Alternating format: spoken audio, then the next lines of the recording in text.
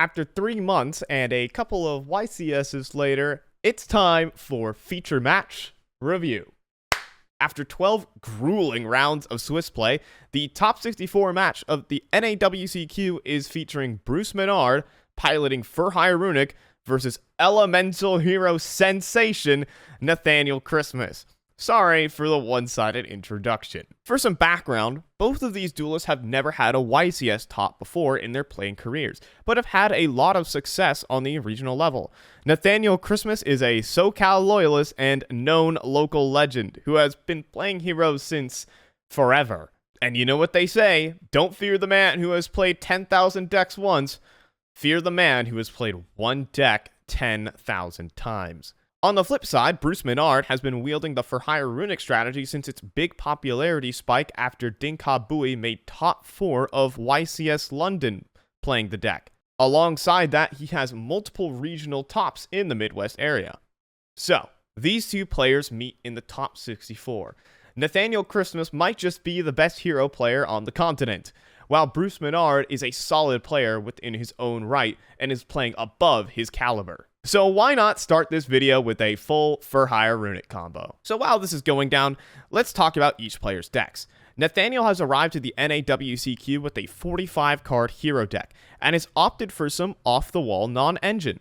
Alongside a hefty hero package, he's playing Forbidden Droplet in his main deck, a card that has fallen out of favor for its inability to contest a Castiera Arise Heart and can't activate underneath Dimension Shifter, but a card that has extreme amount of utility. He is also more on the board breaking end, with Dark Ruler No More and Book of Moon making up his non-engine.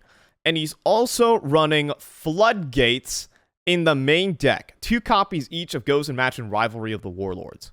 While Bruce is also a little bit off the wall today. He's running a Thrust package right in his main deck, and with months of testing at a very high level, this seems to have gotten him to the proper point. So, alrighty.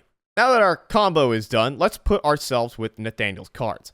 His hand is Stratos, Book of Moon, Forbidden Droplet, Fusion Destiny, Vision Hero Increase, and Vision Hero Vion. It's definitely a strong hand. There are better cards to draw than Increase and Vion, but you can't really complain considering the size of the hero engine. A nice 8 out of 10 hand to go second. Throughout the duel, Nathaniel doesn't seem extremely well versed against the For Hire Runic strategy, but strange as it is, his deck actually has a great matchup. If the Runic deck cannot put up Sprite Carrot as part of its end board, a Fusion Destiny for a Destroyer Phoenix Enforcer will be near impossible to get rid of. So despite not having full knowledge of what the For Hire Runic deck is capable of, Nathaniel understands his general win condition.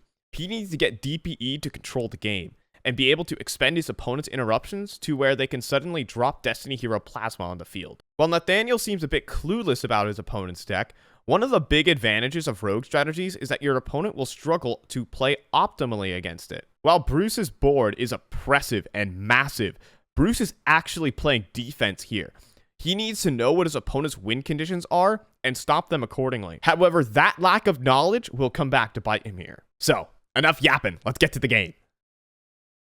Nathaniel leads off with Stratos. He could have led off with Fusion Destiny here, as against the For Hire Runic strategy, Ash Blossom is very unlikely, allowing his Stratos to essentially have targeting protection, and giving him cards like Destiny Hero Malicious and Denier as possible fodder for a Forbidden Droplet. While of course, there's a deadly DPE on the field that would threaten Bruce's whole board.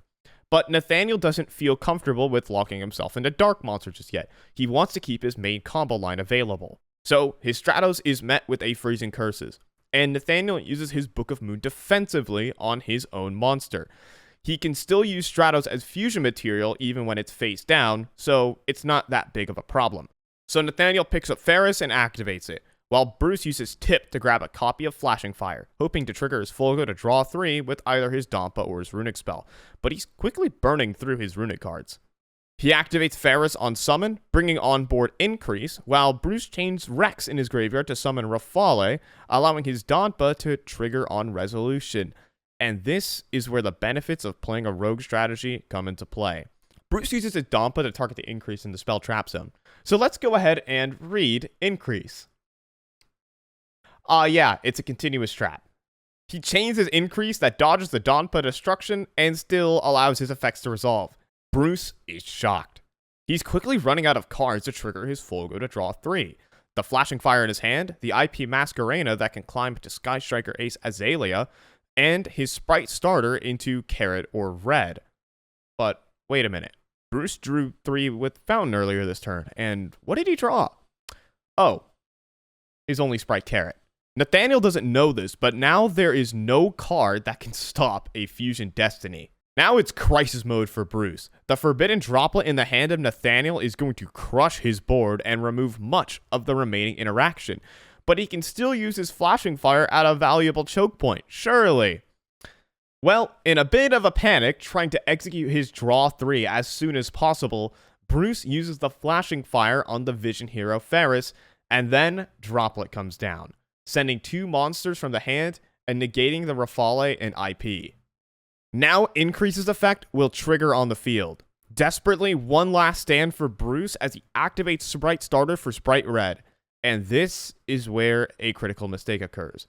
Vision Hero Vion's effect is activated by Nathaniel. Sprite Red correctly negates and destroys the Vion, but perhaps in a slip of judgment, Bruce doesn't trigger his Folgo. 99% of the time, your Folgo is triggered through Flashing Fire, IP into a Link monster, or Donpa. And perhaps not as familiar with his deck, he didn't realize his Sprite Red just destroyed a card. And I mean, look, you can't fault him. Feature matches are crazy, and you've been thrown a curveball in top 64 facing off versus heroes. But the rest of this game is smooth sailing for Nathaniel. There are 0 interruptions remaining from the fearsome Fur Hire Runic board. And so, here comes the bomb. Fusion Destiny is dropped as the last card in hand, and it's a 1-card line to go right into the win conditions of Nathaniel. Destroyer Phoenix Enforcer hits the field. Malicious Denier climb into Cross Crusader, add Plasma. They quickly move to clear the field through battle. Plasma is slammed onto the board, and despite having 6 cards in hand, there is no Runic card that can deal with a Destiny Hero Plasma. Destroyer Phoenix Enforcer begins to shred the board of Bruce. And after another turn cycle, Bruce is able to find a Flashing Fire off the top, but it's simply too late. DPE will win this game on its own, but the end is expedited by an E emergency call off the top. Nathaniel Christmas picks up Game 1 with heroes. So what happened? Despite not knowing his opponent's deck perfectly, Nathaniel Christmas knew his own deck better. He generally understands his win conditions in getting to DPE, while his opponent simply didn't. Bruce needed to focus more on stopping Fusion Destiny and cards that allow him access to Destiny Hero Plasma. Also, while using his runic spells quite early in the turn, play around cards like Triple Tactics Talents and Triple Tactics Thrust, cards that deal with monsters like Dark Ruler No More and Forbidden Droplet are extreme threats, where now you really need those runic cards to impactfully stop your opponent. But in this format, who's expecting Forbidden Droplet? On the flip side, Nathaniel could have afforded to be a little bit more greedy, dropping DPE earlier in the turn before Sprite Carrot could potentially reach the field. Playing hero, you do have to be wary of the Ash Blossom on Fusion Destiny, but resolving a Fusion Destiny into a board is like a +7. Oh wait, Cashier Fenrir literally does that. But again, Nathaniel knew his win condition. A way to think about your Yu-Gi-Oh! Games is to think backwards. Ask yourself the question, what do I want in this situation? And then rewind to see how you could get there. Nathaniel wanted DPE plus Plasma, so he played in a fashion that could guarantee that happening. Nathaniel would go on to crush Bruce in Game 2. Bruce drew an awkward hand of mostly monsters in a runic deck, was met by a Droll and Lockbird, and it was simple for Bruce to push over for an easy OTK, with Absolute Zero making a star appearance. Nathaniel's run would end in the top 32, but he was certainly the hero we needed, repping all the pet deckers out there. 11-3 across his NAWCQ campaign. Not bad for a rogue deck. Thank you all for watching. It's been a couple months since the last replay review, and since my channel has grown quite exponentially since then, I felt it was a great opportunity to go ahead and release one. So all I ask you guys to do as payment, just give it a like, a subscribe, and watch some of my other videos perhaps. I talk about competitive card games and stuff. Until next time, peace.